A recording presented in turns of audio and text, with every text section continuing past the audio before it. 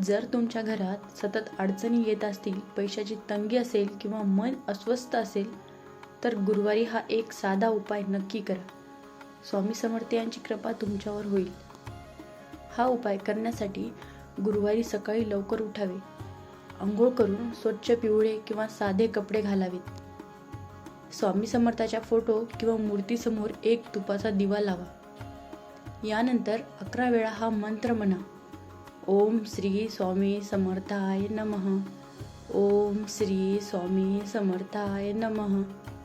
मंत्र जपताना मन पूर्ण शांत ठेवा आणि आपल्या मनातील इच्छा स्वामींना सांगा.